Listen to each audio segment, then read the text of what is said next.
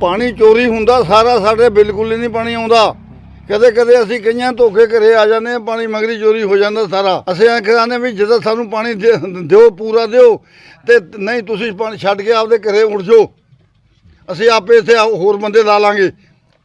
ਸਾਡੇ ਕੋਲੇ ਮੁੰਡੇ ਪੜ੍ਹੇ ਲਿਖੇ ਸਿਰੇ ਫਿਰਦੇ ਆ ਥੋੜੇ ਨਾਲੋਂ ਜ਼ਿਆਦਾ, ਤੇ ਤੁਸੀਂ ਜਿਹੜਾ ਸਾਨੂੰ 12 ਦਿਨ ਹੋ गए ਸਾਨੂੰ ਧਰਨਾ ਚੱਲਦੇ ਨੂੰ, ਤੇ ਇੱਥੇ ਦੁਖੀ ਹੋ बैठे ਅਸੀਂ। आज धरने का 12वां दिन है। आज गोगामेड़ी के किसान धरने पे बैठे हैं और आज तक तो किसानों की बात के लिए सरकार के और प्रशासन के कानों पे जूं तक नहीं रंगी है। कोई भी सक्षम आदमी, अधिकारी या कर्मचारी सिंचाई विभाग से या सरकार से कोई बात करने के लिए आया नहीं है, न कहीं किसी प्रकार की कोई चर्चा हुई है। इसलिए किसान जो है निराश बैठे हैं और एक उत्साह है कि भी आने वाले दिनों, आने वाली 29 तारीख को एक बड़ा यहाँ हम इसको उप तहसील को घेरेंगे और सारे काम ठप करेंगे। उसकी सारी जिम्मेवारी आज कलेक्टर साहब को ज्ञापन भी दे दिया। कलेक्टर साहब के नाम नायब जी को ज्ञापन दिया है कि आने वाली जो भी परेशानियाँ होंगी उसके सारे प्रशासन और शासन जिम्मेवार होगा। हम तहसील को घेरेंगे और मेरा मानना है कि 29 तारीख के बाद एक बड़ा आंदोलन होगा जिसकी शायद प्रशासन और सरकार को कल्पना नहीं है, क्योंकि किसान दुखी है। इतनी भयंकर पानी चोरी हो रही है कि सिंचाई विभाग पानी का कोई हिसाब ही नहीं दे पा रहा है। मैं प्रशासन की और इनकी कड़े शब्दों में निंदा करता हूं, क्योंकि मैंने जिला परिषद की बैठकों में बार बार, मेरे पास उसके लिखित उत्तर हैं, लिखित प्रश्न है मेरे, कि बार बार मैंने उठाया है। यहाँ तक कि एक तत्कालीन एससी साहब थे महेंद्र सिंह जी कुलेरी, उन्होंने सदन में ये कहा था कि मेरी न चलती है, न मेरे पास दिल्ला है, न कोई काम करने देता है। ये सदन की बात है जहाँ 2-3 एमएलए उपस्थित थे और पूरी जिला परिषद की मीटिंग के सामने ये कह दिया। इससे बड़ी विडम्बना और क्या हो सकती है? देखिए, पिछले वर्ष नहीं, 6 महीने पहले हुआ था।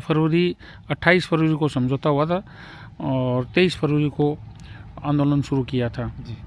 और मुझे अभी भी लग रहा है कि परिस्थितियाँ वैसी की वैसी बनाने पर प्रशासन और सिंचाई विभाग आमादा है। हम कोई प्रोफेशनल धरनार्थी नहीं है, ना हमारा कोई पॉलिटिकल मोटिव है। जब पानी नहीं पहुंचेगा और पानी के पीने के भी लाले पड़ जाएंगे तो मजबूर होकर के हमने रिक्वेस्ट की, खूब मिले अधिकारियों से, उन्होंने नहीं सुनी, तब जाकर के हमें ये निर्णय लेना पड़ा।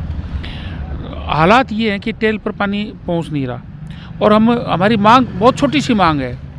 पता नहीं इस मांग को सिंचाई विभाग को मानने में कहाँ दिक्कत। हम तो ये तो मांग रहे हैं कि एक मशीन ला करके और प्रत्येक मोगे का डिस्चार्ज नाप लो। पी फार्म बना हुआ है, उसके हिसाब से प्रत्येक मोगे पर पानी की हाइट एक 11 नंबर कॉलम में दी हुई है, तो नाप करके वो हाइट हमें बता दो कि साहब ये मोगे का साइज़ है, साइज़ नाप दो, हाइट बता दो, और मोगे के आगे मशीन ला करके पानी का डिस्चार्ज नाप 3 क्यूसेक का है, अगर 2.5 क्यूसेक है तो मोगे को बड़ा कर दो, अगर 3 का 3.5 है तो मोगे को छोटा कर दो। अब इतनी सी बात में उनको कहाँ दिक्कत आ रही है, मेरे समझ से बाहर है। क्योंकि असल में दिक्कत जो हम समझते हैं, भादरा के जितने भी जनप्रतिनिधि हैं, हारे हुए हैं, जीते हुए हैं, जितने भी राजनेता हैं, वो लगभग सारे के सारे प्रधान, उप प्रधान, पूर्व प्रधान, वर्तमान प्रधान और आपके पूर्व विधायक, वर्तमान विधायक, सारे के सारे अमर सिंह ब्रांच, मूल ब्रांच के किसान हैं। और अब सिंचाई विभाग का वहाँ तो जाकर के उनको कहने की हिम्मत नहीं है कि उन मोगों की जांच कर लें। वो आकर के हमें छेड़ते हैं कि इन मोगों को छोटा करके टेल पे पानी पहुँचा दें। अगर हमारे जो बीच के मोगे बड़े हैं तो निश्चित तौर पर करो, कहीं कोई एतराज़ नहीं है।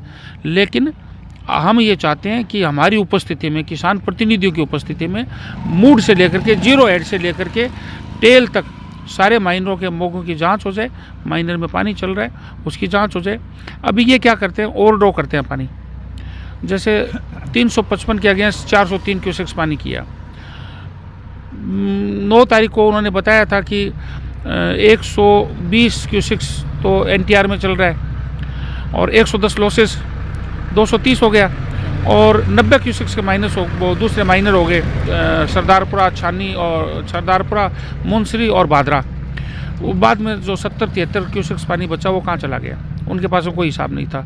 हमने पूछा सेकंड फेज़ में पानी कैसे चलाओगे, तो उन्होंने बताया कि 105 डीपीएन और पीछे 30 के दूसरे माइनर बच गए, 40 के, 40 और 105 145 110 लॉसेस 255। फिर उन्होंने कहा कि साहब 105 नहीं 120 चलाएंगे, 120 चलाओ 270 बनता है। तो 270 के बाद में 403, तो ये पानी कहाँ चला, 133 क्यूसेक्स पानी कहाँ चला गया। असल में ये पानी जो है ये बंदरबाट करते हैं, चोरी करवाते हैं, विभाग की मिलीभगत से चोरी होती है।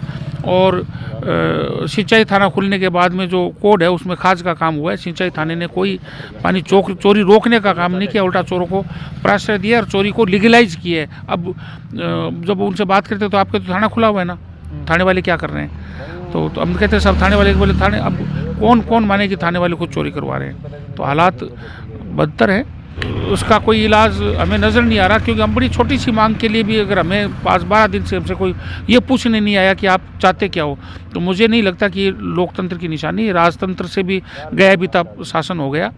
और आपके माध्यम से मैं पूरे बादरा तहसील के पूर्व प्रधान, वर्तमान प्रधान, पूर्व विधायक, वर्तमान विधायक के अलावा पूरे के पूरे बादरा क्षेत्र के सभी लोगों से निवेदन करता हूं कि आप हमें नैतिक समर्थन दीजिए।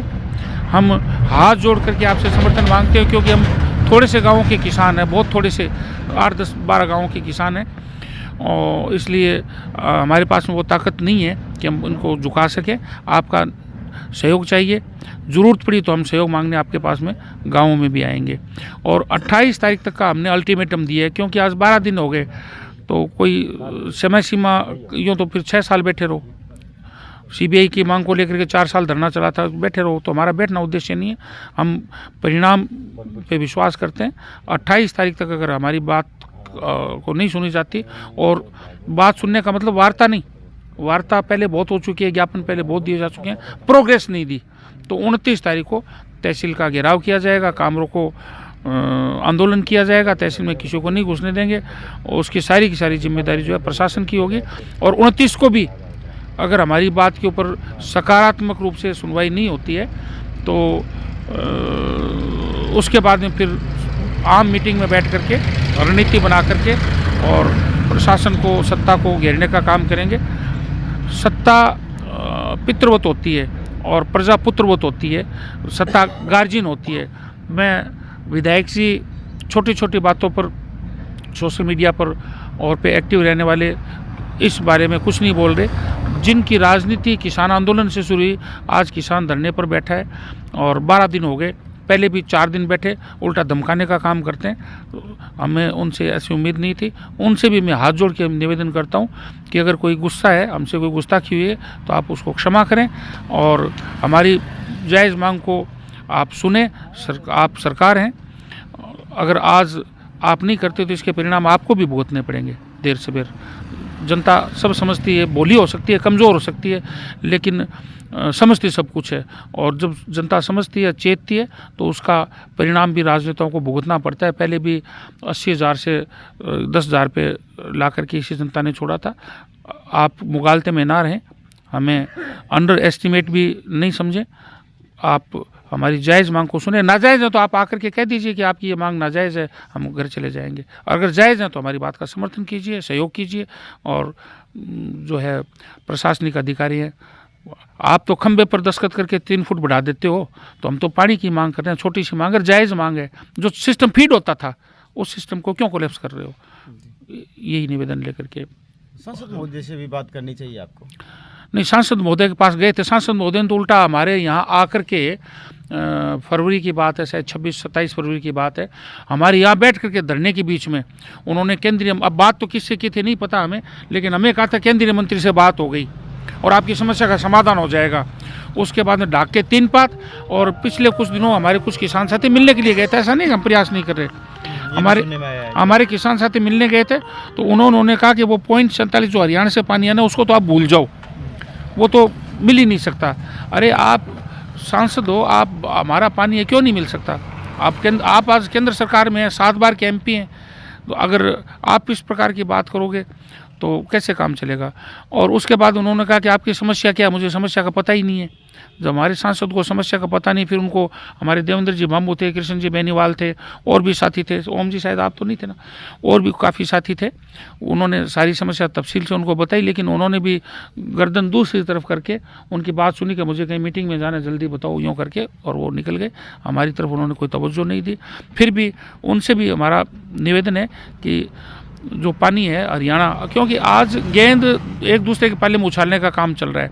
वो तो ये कह देते हैं कि सब राज्य सरकार का मामला है और पानी जो है यहाँ वितरण व्यवस्था ठीक नहीं है, जबकि यहाँ वालों से बात करते हैं वो कहते हैं पानी हरियाणा ने जो है हमारा वहाँ से फ्लक्चुएट होता है, पानी कम ज़्यादा होता है, इसलिए वहाँ पानी पूरा नहीं मिल पा रहा। अब सच्चाई ये है कि वहाँ ये भी सही है कि पानी हरियाणा से हमें पूरा नहीं मिलता, इसमें कोई दो राय नहीं है, लेकिन हम ये मांग करते हैं कि जो मिल रहा है उसको तो सही से वितरण कर दो भाई। 403 क्यूसेक्स पानी ओवरड्रा करके आप, पर देखिए आप इस खेल को समझिए, एक बार 70 क्यूसेक्स, एक बार 130 क्यूसेक्स, माने 200 क्यूसेक्स एक टर्म में। जब 15 दिन नहर चलती है तो 200 क्यूसेक्स पानी एक्सेस ड्रॉ कर रहे हैं। साल में अगर 10 बारी भी अपन मान लें, 35वें दिन बारी आ जाती है, लगभग 34वें 35वें दिन 10 बारी भी मान लें तो 2000 क्यूसेक्स पानी एक्स्ट्रा ड्रॉ कर रहे हैं। अमर सिंह ब्रांच, पूरा सिद्धमुख ब्रांच, पूरा नोर फीडर 600 क्यूसेक्स का है, तो ये पूरा फीडर को हमें 3 एक्सेस बारियाँ मिल सकती हैं। अगर ये एक्सेस पानी ड्रॉ नहीं करके सही वितरण करें तो फरवरी, मार्च, अप्रैल के महीने में जो हमें पानी की दिक्कत आती है, जो पीने के पानी की दिक्कत आती है, और फिर पेयजल के नाम पे जो बंटवारा ये होते हैं ना, भाई बंटवारा इस तरीके से करके पानी का, तो वो भी उसे किसान सिंचाई भी करेगा, उसे पीने का पानी भी मिलेगा और बंदर बांट भी नहीं होगी।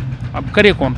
सत्ता है, सत्ता का अहंकार, घमंड, चाहे केंद्र सरकार हो, हमारे एमपी साहब हो, चाहे वो हमारे प्रति कोई संजीदा नहीं है। सब वोटों की फसल काटना चाहते हैं लेकिन संजीदा नहीं है।